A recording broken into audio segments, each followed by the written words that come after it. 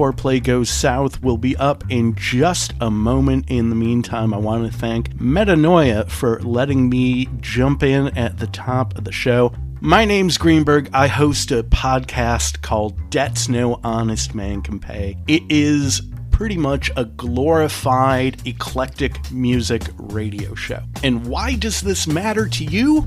I'll tell you why. Metanoia will be my very special guest later this week as part of our St. Valentine's Day Spectacular. And if you like what you hear in that episode, and you're a music nerd like me, hit subscribe and join us for one hell of a wild ride. It's Debts No Honest Man Can Pay, and you can find us almost everywhere you find your podcasts. And without any further ado, here's Foreplay Goes South.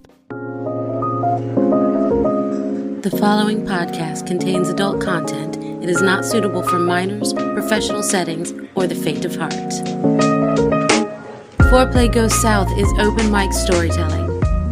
Hosted monthly by Metanoia, attendees share their intimate, sultry, salacious tales. The stories you're about to hear are recorded live at Petra's in the historic Plaza Midwood, Charlotte, North Carolina.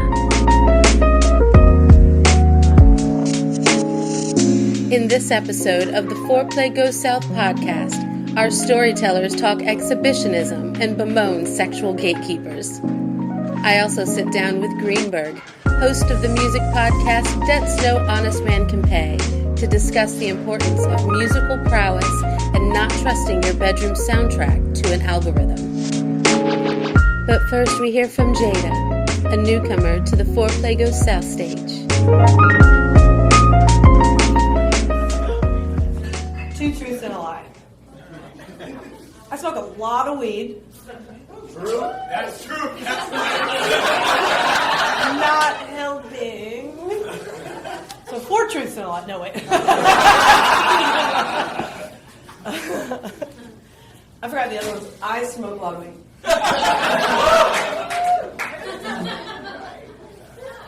Oh, yeah. So the other ones were twin flame. I'm a Boy Scout. And I've committed murder. Make your choices. I was a Boy Scout, and he was a Boy Scout. I was 30, he was 32. Nothing like that. I know, we all know what we're charged with right now.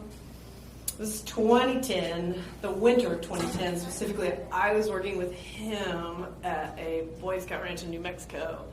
We've been dating for a week. We were Boy Scouts, so it was like all the time. Repression. So he says, "Do you want to go to a wedding with me? Do you want to be my +1?" And I was like, "Yes." He got me after quittance, you guys. So I said yes. We drove from Cimarron, New Mexico, which is a village of like 600 people in northeastern New Mexico, over to Taos. No one? Highly recommend Taos. To get a rental car because he had a 2-seater Mazda with no ability to drive 14 hours to Wyoming where the wedding was. So we go to Taos, get the rental car, we're driving to Wyoming. I said it was the winter, right? Because there's a fucking snowstorm. No, there's a fucking whiteout for 14 hours, oblivion. We've got a book on tape that he wanted to listen to. Made a lot of bad choices that weekend. Had a lot of great sex, we'll get to that.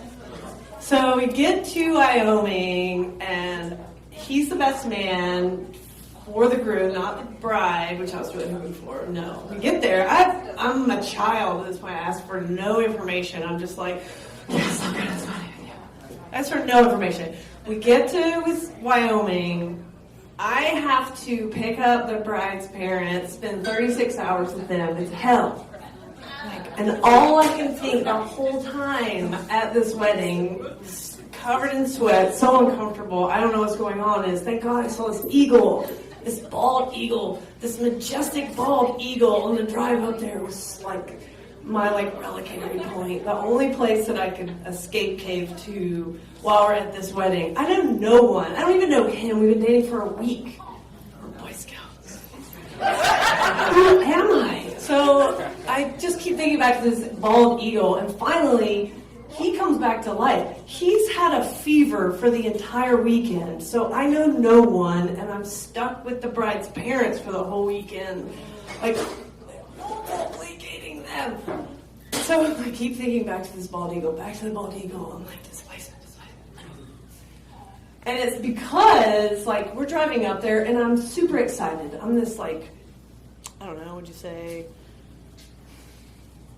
Blind optimist, right? In everything that I do. And so on the way up there, I'm super excited, super stoked. Doesn't matter there's a whiteout. Doesn't matter. Nothing matters. Because I'm like, we're going to have sex a lot on this trip. We have sex once on the way up there, and it's right after I see the bald eagle, and I'm like, ooh, a bald eagle. And he goes, yeah, let's have sex. I'm like, that's all it takes to turn me on. Doesn't take much, right? Because I smoke a lot of weed and I'm a Boy Scout. So there's not a lot else going on in my life at this point. 30 was rough. So we drive for about 14 miles through Wyoming until there's a side road. And I pull over on the side road. And this is before the whiteout. This is maybe an hour before the whiteout. I pull over. I've never had sex in front of an audience before, so a lot of things are happening for me on this trip before this trip actually happens. We pull over, open the trunk, he sits down in the trunk. I was like, oh, this is awesome. I sit down on him. Luis mentions his mom is always prepared. Boy Scout motto, be prepared. We were super prepared for this. We had crash pads and blankets and things that he could sit on, and we even draped one over the trunk so that when I'm leaning back, because we do the reverse cowgirl in the trunk and shit, I'm like, this is awesome. Blankets, blue sky, bald eagles, Wyoming, America. Oh my God. And I'm like, oh, and there's a crowd. I'm okay with it though, because it's cows. They're just coming. The cows are just coming, and we're having sex in the trunk. It's just a completeness of coming, I guess. They are coming toward us, and we're coming in the trunk, and that's all that I could think of this whole weekend in Wyoming. So the moral of the story is, don't be a Boy Scout.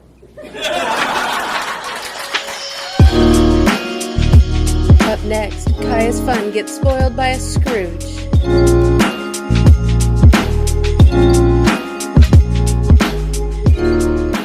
So I don't have sex outdoors anymore. The first time that I did, I was inspired by you, sir. You are a voyeur. And a sweet prince. Anyways, so I was dating this man. He was 7'1". And I was excited because, as you can tell, I am taller than average. Maybe. But most of the guys I was dating at the time, they're younger than 25, so they're 5'7". And so I was really excited about this guy because this was a new angle for me, quite literally. And so he's like, hey, my bed is not big enough for 2 people. It barely fits me. What do you think about having sex outdoors? And I was like, yeah, let's do it. I've never done that before. So, we did it in a park. It was very majestic, a little Victorian also, but it was hot. So, but the thing is, because I was just short enough that I had to be top all the time. Or, bent over a table, or a stump, or a park bench, or a picnic table. But then we go to his place, and I tried hookah for the first time, which if you do proper hookah, and you've never done it before, it gets you a little fucked up. And so I'm high on melon hookah, and it was And he's like, hey, I know you can't feel any of your limbs. Do you want to go out into the alleyway? And I was like, sure, we're knocking it out of the park. Let's do it. And so we go out in the alleyway, and we find a spot that doesn't look like it's covered in dog shit and recycled pizza boxes, and we find a nice little patch of grass and gravel. And I hop on top. And we're getting into it, and I feel it building, and suddenly there's a light. And I see the silhouette of a middle-aged man. I have to assume he was middle-aged. It was a really lumpy shape.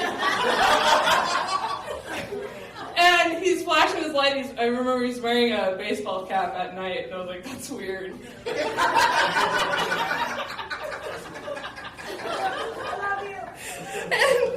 And so he's like, the cops are on their way. And I, at this time, I consider myself a pretty good girl. And this was my outlier, right? And so I hop up and I go, I'm sorry. I was really into anime at the time, and it was like a gut response. I was like, so sorry.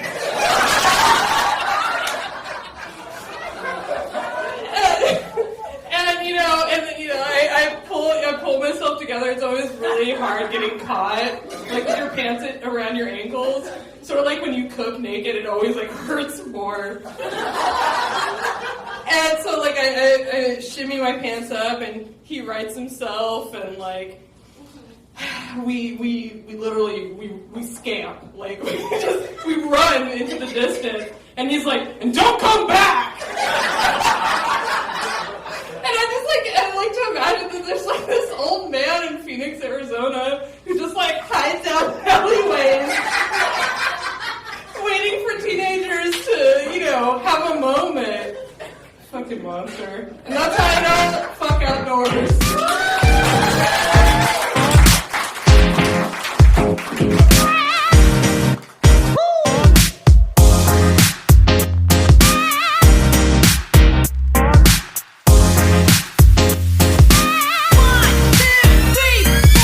Metanoia here, and I'm sitting here on the eve of the January installment of Foreplay Goes South in this recording and music studio with probably the most immense music collection I've ever seen in my life. And I'm sitting here with my music expert and podcast friend, Greenberg. He is the host of the podcast Debt's No Honest Man Can Pay, in which he explores all of his expertise. Hello, Greenberg. Thank you for having me on your show, Metanoia. I am a huge fan of both the podcast and the live event. The world is a better place with both of these entities existing. Well, I appreciate it. It is my goal, my challenge to get you up on my stage one of these days. But I guess I'll take this until then. Maybe one of these days I will. But for right now, I'm very happy to sit here, and I'm very happy that you were able to be a guest on our show recently. I thoroughly enjoy your podcast. Okay. The first time I listened to it, I personally am an amateur when it comes to knowing about music and definitely talking about music. And so that's one of the things that I get from your podcast is it really broadens my understanding and being able to, know what I'm listening to and be able to put it into words, to be able to describe genres and how I feel about it and such. So I appreciate listening to your podcast for that. It's educational for me. Then I'm doing my job. I feel like my show is for two different types of people. Music nerds like me who will sit there and listen and they'll get it. And then other people who are just like, I don't know where to begin with music, and I would like to maybe think, if I may be so presumptuous, to be your musical Sherpa. Okay. You can be my musical Sherpa, and I shall be your sexual Sherpa. Oh! How about that? I want to explore this relationship between sex and music, and people, everybody's got their own soundtrack for the bedroom, and it's different, and I'm not going to music shame anybody. I think that we all kind of maybe, there's certain things, we kind of give the side eye to, and other things are like, the thumbs up to. But I will say this, be very careful about trusting your bedroom soundtrack to an algorithm.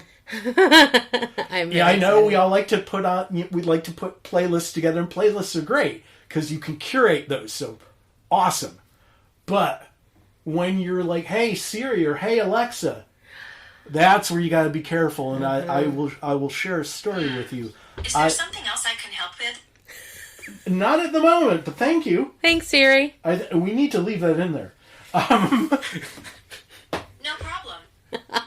She's so cooperative. So I was with this very lovely woman a few years back, and she invited me to her abode, and we adjourned to the boudoir. And I'm using a lot of really pretentious words right now. I'm going for the high score. Okay. So she says, Alexa, play blues. I'm going, okay, blues is very sexy. It's a very inherently, organically sexy genre. I can't complain. It's going well. And then Rubber Biscuit. Are you familiar with the song Rubber Biscuit? I'm not. Okay, so Rubber Biscuit is an old blues song. The very first time I heard it was the Blues Brothers version. Are you familiar with the Blues Brothers? I am. Okay. I have to ask because I don't like to assume. And since, I am from an age where the Blues Brothers were like household names. But for those people who are not familiar, Blues Brothers, John Belushi, Dan Aykroyd, they were cast members of the first season of Saturday Night Live. And they did this really cool tribute to the classic blues of the 50s and 60s. They had a lot of these awesome musicians from back in the day, a lot of the guys who played in the Booker T and the MGs, and they were legit. That wasn't just like a vanity project. It was the real deal. And their first album, Briefcase Full of Blues, had a cover of this song called Rubber Biscuit that, as a kid, I loved. Rubber Biscuit is a fun song when you're a kid. It's a funny song. When you're in the bedroom and Rubber Biscuit comes on, not so much. This song is an unconditional boner killer. It kills boners of all walks of life. Yeah, we got sandstorms coming in. Yes. It's like... Yeah. And I'm sitting there going, I like Rubber Biscuit, but not now. And so I just go, I usually dig this song, but I'm not sure it's right for the moment.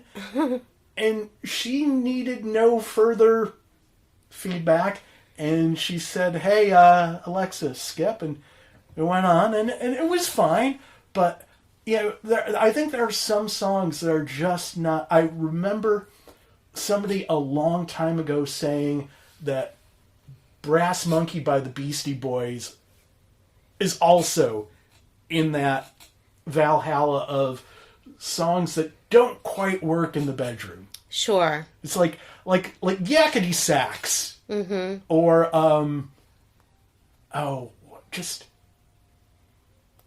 what else would be... I don't know. I feel like I came across some of these songs when I was compiling my list. Right. There were albums. I was like, oh, I remember there was this one sexy song on there. But then I looked at the album, and honestly, most of those songs, I was like, no, actually, no. Yeah, those that's would why be skip. You got to cherry pick. Yeah. I'm like, if you can curate your own playlist, or if you've got your Absolutely. No, Spotify does me wrong on this because Right. I do have some Spotify list. I have one that's, like classical sexy music. I've got a straight up fuck me music that's Right. just nothing but primal, and there's a lot of hip hop, like Right. dirty ass shit on there. And then so I've got these playlists, and that's great because that's curated. But then Spotify does this lovely thing where when the playlist is over, it'll start changing to start picking music and create a radio station based off of it. Yeah.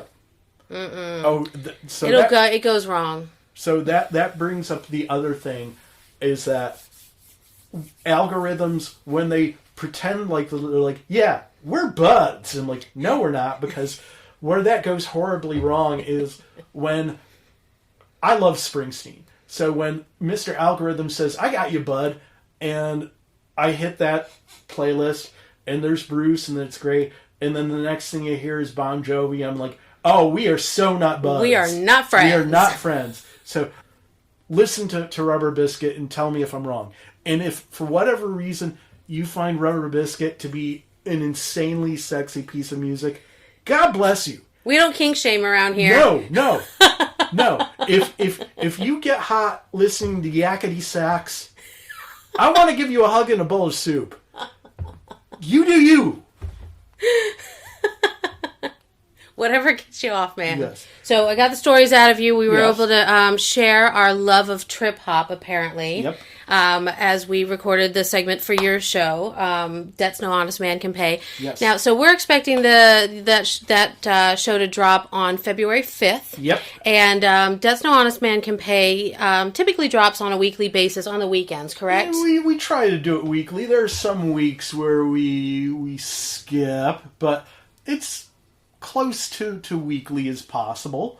I think that when we first started, it was like just rigidly week, and over time, it's like every now and then it's like there's nothing to talk about this week, or I have nothing left in the tank. And sometimes it's good to take a week off, but usually at least 3 episodes a month. Perfect. Yeah. Well, and on those weeks, when you maybe take a week off, and if people want you sliding through their back door, they can subscribe and follow you, and then you'll just knock on their back door, right? Yep. Where can they do that? Pretty much everywhere you find podcasts except Spotify. And I would love for the show to be available on Spotify, but Spotify has their rules, and I respect that. So that's why you don't find a lot of music programs with full songs in them, and I totally get that. But almost everywhere else. And you can find us on the socials, on Instagram, on Twitter at Exile on E Street. We've got a Facebook page.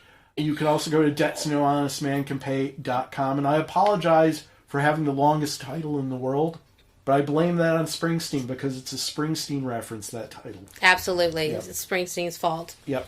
debtsnohonestmancanpay.com or on Facebook. Exile on E Street. Exile on E Street on Instagram. Yep. Go check out the podcast. Listen to the sexiest albums per myself and Greenberg, what we like to get busy to on our own individual times. Yes. And I appreciate you putting this together. Well, thank you for letting me come on your show and make a total mockery of things. No, it's great. No, seriously, thank you. It's been fun. I appreciate it. All right. Thank you.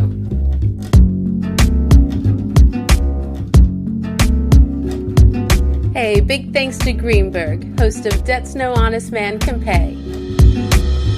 You can catch my segment where we discuss my favorite albums to get down to on February 5th. I got mustard. Up next, Blue finds love in an unlikely place. I got mustard. And it's alright. So this is a story from way back, and I've told it here once before, but I see a lot of new faces, so I'm thinking nobody's heard this story here. So this is circa 2008. I was just out of my first marriage. Yeah, I'm that old. And I had started dating seriously, and this is kind of before Tinder was a thing. But I was doing some online dating, and I had met a lot of interesting people and made some friends, but not connected with anybody. So I am, as you did in 2008, scrolling Craigslist personals. Hey! And I'm on the strictly platonic side of it at the moment, and I'm looking, and there's an interesting ad from a woman who was a few years younger than me. I was 28 at the time, and she was 20. And she was looking, she hadn't been in a relationship before, she said. And she wanted somebody to cuddle with. She wanted that personal closeness. And it kind of struck my fancy. She seemed interesting. I could definitely do a platonic cuddle buddy relationship. That was something that I would be interested in. So I sent her a message, and I opened the email, and I'm trying to figure out how to start this email to this random person I've never met. So I had this great idea for the subject line. I said, "Let's sleep together," because she wanted somebody to sleep with. And she took the bait. So we spent a few days messaging back and forth, emailing, sent a couple of pictures, and she was a lovely young lady. We kind of connected with some shared trauma, I guess you would say. She spent several years in foster care. I was taken out of my house several times as a minor. We both had some fucked up childhoods, so we got along on that. And I had recently had a motorcycle accident, so I had a broken wrist, and I wasn't working. I was on unemployment at the time. And so we started scheduling this first date, and we were going to come up here to Concord Mills and go to Dave & Buster's. And the Wednesday comes around that we're going to have this lunch date, and I got no money. My unemployment didn't drop like it was supposed to. It usually came on Monday. Here it is Wednesday. I still don't have any money. So I message her. I'm like, "Hey, listen, I still want to see you, but my friend's telling me I should just lie to her, make up an excuse about a doctor's appointment or something." And I was like, "No, I'm depending on unemployment, and I didn't get my money, so I don't have money to take you out today. But if you'd like, you can come over and I'll cook you lunch." And I guess she was dumb enough to go for it. It wasn't obviously not a good thing to do on a first date, but I didn't end up killing her, so. So she comes over and she's like, "Great, I'll bring a movie." She was going to bring this vampire movie over so we could watch this movie. Y'all, it was Twilight. She suckered me. This was not a vampire movie. It's good though. Right? Is it though? We didn't make it through the movie though. Things went well enough. I didn't have to suffer through the entire movie. We were sitting there watching the movie on my couch, and she looks at me and she goes, "Well, if you're not going to make a move, I am." I was trying to be a gentleman. This is supposed to be platonic as far as I know. Right. So we ended up developing a pretty serious relationship pretty quickly. I fell for this woman hard, y'all. She was beautiful and sweet and yeah. So about 3 weeks later, her living situation comes into flux, and she was getting ready to be kicked out and have to move back in with her parents. And I'm like, "Oh no! Why don't you move in with me after 3 weeks? That sounds like a great idea." So she moved in with me, and we have 2 kids now. We've been married for 13 years. No, I'm sorry. We've been married for 9 years. We've known each other for 13 years. Get my facts straight.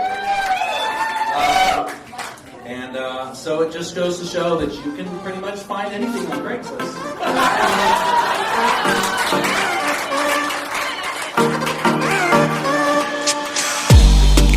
That's it for this episode of Foreplay Goes South podcast. Don't forget to check out the February 5th Valentine's edition of Debts No Honest Man Can Pay and get some musical inspiration for your February festivities. Bring your stories to my next live event at Petra's on February 15th.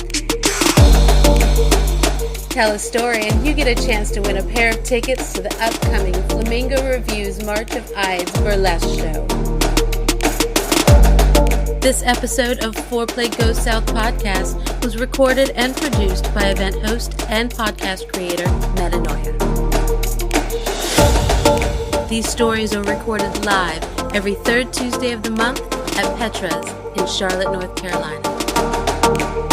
For more information about Foreplay Goes South, follow us at ForePlayGS on Facebook, FetLife, Instagram, and Twitter.